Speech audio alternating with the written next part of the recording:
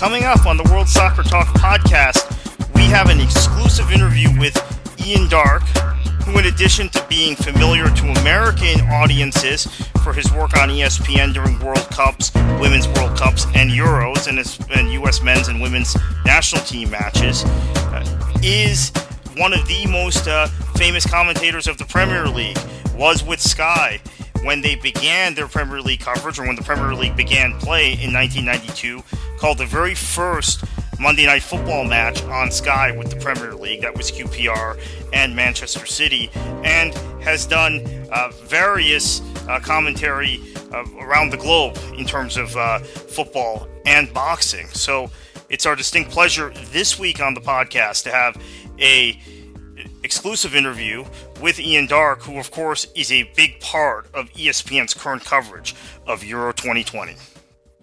So great to have you, Ian Darke, on the World Soccer Talk podcast. First thing I wanted to ask you about was, before you started broadcasting the Premier League for Sky, and you started right away with Sky when the Premier League was formed, you were a radio broadcaster. What was that transition like from radio to television? People can see what's going on. They don't need you to tell them. They might need you to identify the players, but really you're writing picture captions, and in a way you're there to tell them something they can't see. So often when commentators and people who do my job transfer, they're talking too much because they're used to talking non-stop on the radio. Silence is golden sometimes on television because you just don't want to be that bore in the corner droning on and on and on with statistics and all kinds of other paraphernalia that really the viewers don't want to know. Right, whereas in a radio broadcast, you have to do that. You did the first Premier League Monday Night Football match. It was, ironically enough, Manchester City and Queen's Park Rangers. We'll touch on those two teams later in the interview again. But the transition to that, the new league, the Premier League, the greatest show on earth, so to speak, and evolving with the league through the years of the Premier League, how do you feel commentary's changed in your own commentary about that league specifically? I don't think it's changed an awful lot, really. The job is the same essentially, which is to write captions and just help the audience enjoy the match at home. You hope that you're adding to their entertainment. I was given some great advice once by an old commentator who said, remember you're a guest in somebody's living room all the time. Don't be a boring guest. Try to enhance. So that's a good rule of thumb. And if you can introduce a bit of light and shade as well, that's good. Going back right to the beginning of Sky Sports, when they started with the Premier League, they were a minority channel. A lot of people were annoyed because the games were not on terrestrial TV anymore. They were on a pay-per-view type of format. So we were under a lot of pressure because there were a lot of people waiting with daggers drawn to rip holes in the coverage. As it turned out, they liked the coverage and they were won over by it. But as announcers, we were under pressure really to deliver at that time. As it's gone on, Sky Sports has become a mainline operator really on the Premier League and is very much a part of the furniture. So things have changed, but the job really is still the same. And I get letters sometimes from young commentators starting out, and they say, give me some advice. Well, the first advice really is to do your homework, because 95%, maybe more, of what we do is being able to identify the players. If you can't do that, you're lost. You've commentated on matches, obviously for Sky and BT in the UK for a UK-specific audience, for ESPN, as we're going to talk about in this interview, for a US-specific audience. You've also, and I've caught you doing this myself in my travels, you've also called a number of games for the global feed, the world feed for the Premier League and Premier League productions. Do you approach those different audiences differently, or is it still just the same sort of painting pictures, calling a match? It's basically the same job. If you're going back in time, I worked first of all for ESPN back on the 1994 World Cup, and that was very much a pioneering operation. It was the first time, I think, that sport had been broadcast in the US without adverts, because FIFA said to the US, you can't have this competition if you're going to plaster it with breaks for adverts. So that was something quite different. And in those days, we were pretty aware that most of the audience weren't that switched onto the game. It was something new to them. It was a big deal that it was in the United States. They knew that, but they didn't know the game that well, I think, at that time. And I stress at that time. So I was being asked by the producers sometimes to re-explain things like what the offside was, what a throw-in was, fairly basic stuff. Now, I think there's a really educated audience in the United States, just as educated as the European audience. They've been watching it for years, they know the game, and so I would commentate in exactly the same way, I think, for the American audience than the UK one. But maybe one little difference is, I think, we in Europe can learn a little bit from the way that American broadcasters broadcast, because I think they do it with a little bit of extra energy and a little bit extra colour as well. And one thing that's been stressed to me, and you never stop learning in our business, it was stressed to me when I went to ESPN is, one of the producers said to me, get me interested in this game. Make me want to root for one of these two teams. If I'm watching Poland play Greece in the World Cup, tell me some stories that are going to involve me in the game. And I think that's a pretty good guide. So maybe you'd be looking to do that a little bit more for the American audience, because perhaps that's a little bit more of what they're used to. Yeah, so that dovetails perfectly into talking about 2010. I had, by this time, personally, I was very familiar with you through your Premier League work and also Global Feed for Premier League production. Saw you paired with Andy Gray on a number of big Premier League matches when I would travel abroad. The 2010 World Cup was a big moment for U.S. broadcasting because you, among others, were brought over to call the matches in a style that maybe people like I were more familiar and comfortable with than what had traditionally been done in the U.S. And right away, you get that game, right? The Algeria game, end of the group stage with Landon Donovan's goal. Take the listeners through that for a minute, and what goes through your mind when you know you have this epic moment and you're the one at the mic having to call it? Well, the great thing about doing what we do and having a ringside seat on some of the great sporting theatre is it's an ad-lib, essentially. You can't choreograph what is going to happen in front of you, so you have to be ready for all eventualities. And the thing you need really in that situation is gears. You have to know how big the story is as it unfolds in front of you. And going back to that game, which I was lucky enough to cover, you're quite right, the USA against Algeria, and the situation, just to remind everybody, and I'm sure most of your listeners know it only too well, but the USA was going out of the World Cup unless they scored. It was something like the 93rd minute when Tim Howard got the ball. He throws it out to the right wing. The attack develops. And I just had a rising sense of, as I was doing it, this is the last chance. This is the last attack. They've got to get it right. So my commentary was kind of staccato, I think, when I watched it back, to just say, who's got the ball, and convey this sense of drama in your voice. And it built up and it built up until Landon Donovan, unbelievably really, put the ball in the back of the net. And I think then as a commentator, you've got the license to go to 10 on the Richter scale. So then you're just hoping, in that moment, that frenzied moment, that you find the right words and you do capture the moment. But in a way, you don't know really until later whether you have. I couldn't remember what I'd said at that time. It was later, when I started getting phone calls, people from radio stations in the United States saying, tell us about that moment again. I said, well, I don't remember. So it was much, much later that I heard it back again and played back that I thought, well, that seemed to go quite well, and it obviously got a massive response. And I do think, I'm just incidental. I'm only the guy talking about it. It was the team that did it. It was the team that delivered, and Landon Donovan and Dempsey and the rest of them, and Tim Howard. I was just the guy lucky enough to describe it. But I do think it was a big moment in the development of the game in the United States, because I think it was, what do they call it, a light bulb. Yeah. I think a lot of people who didn't get the game got it. Okay, okay, there'd been no goals, but then there was this incredible dramatic moment, which I think everyone cottoned onto and understood. And so a year later, you're in a similar position, Women's World Cup semifinal. Abby Wambach scores that incredible goal in the 118th or 19th minute against Brazil. Similar situation, and again, epic call. But I wanted to focus on 2012 for a minute with you. We talked about QPR and Man City. Said we would get back to that.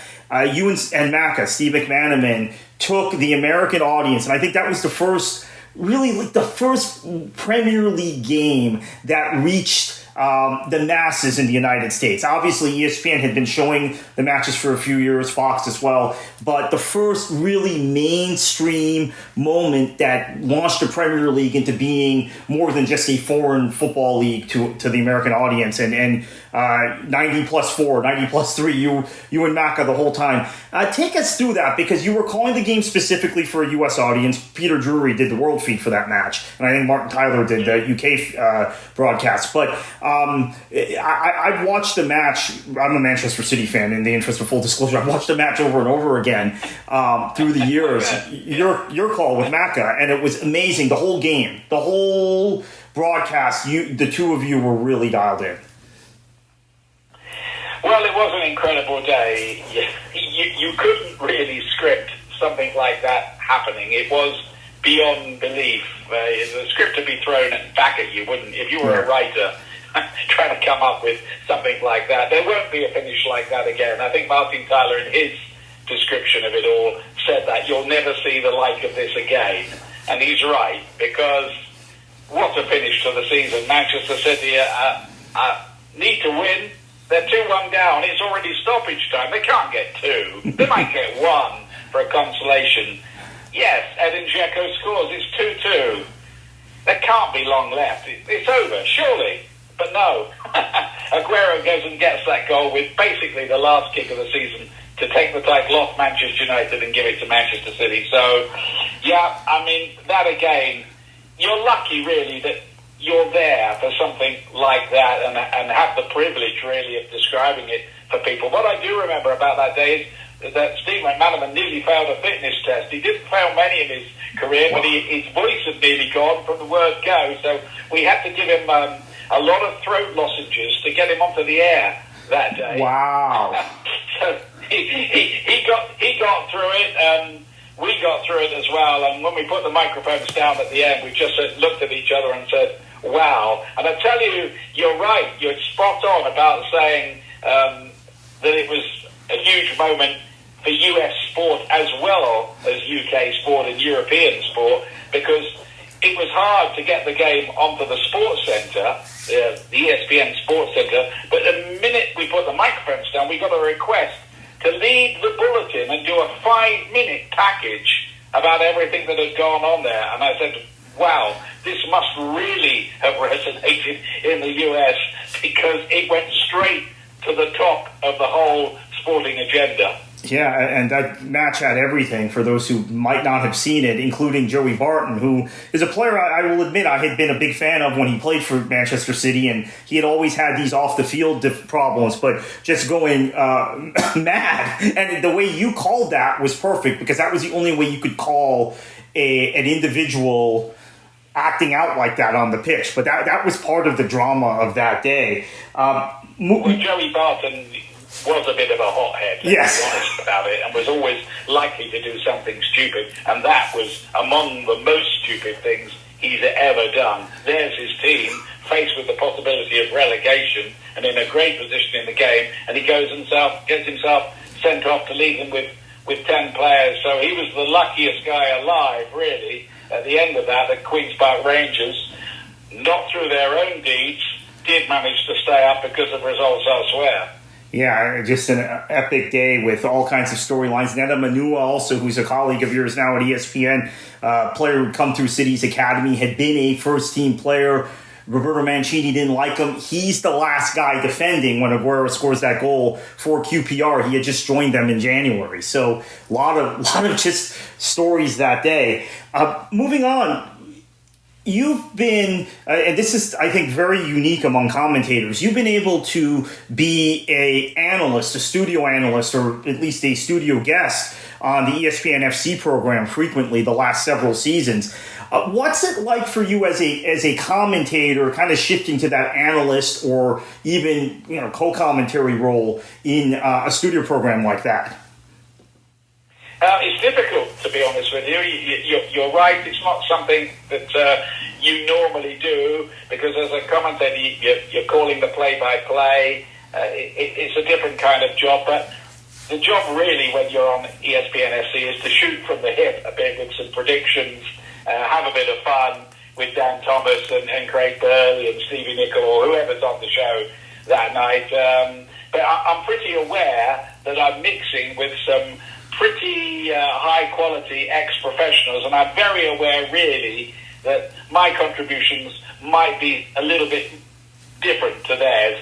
You're never going to know more about the game, nor should you ever pretend to. I could watch 1,000 games. I'd never know as much as somebody who played it at the top level, like Stevie Nicol and Craig Burley and Shaka and so on. So I'm always deferential to them. Their views count more than me, but I might be able to add something historic about it, or editorial, or some story that I picked up. So you hope to contribute in that way. It's a fun show to do. I love doing it.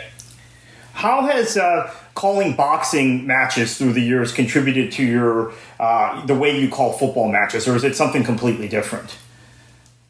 I think it's something completely different, really. I mean, it's still the art of commentary. It's still being entertaining, illuminating the audience, but it's you don't have the identification problem in boxing. The problem you do have in boxing is knowing who's winning. You've got to give the audience some idea who might be winning the fight, and sometimes the judging might be rather different.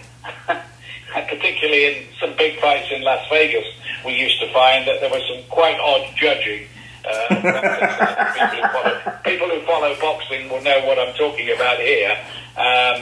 So there was that, but when I used to cover boxing, I mean, it is a different sport because the accessibility to the athletes is far greater. There tends to be a bit of a PR wall in front of the top players and managers now in football. In boxing, they want you around. They want to talk. They're trying to sell the fight. They're trying to sell the tickets, the pay-per-view, whatever it is. So you got pretty close to a lot of those famous boxers, and not many of them would turn you down for an interview.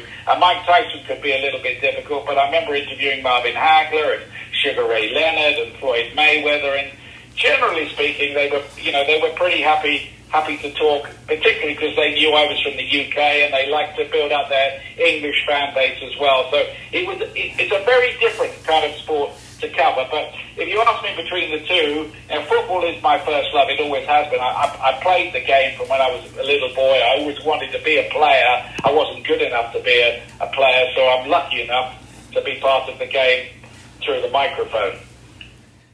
Let's transition now to this Euro tournament. How different has it been for you and for your broadcast partner, Stuart Robson, to be covering a tournament that's taking place without your studio, your production people, the normal thing you have in a major tournament? And when you've called matches previously for ESPN, we've gone through the tournaments, right? 10, 11 Women's World Cup, 14 World Cups, Euros in 12 and 16.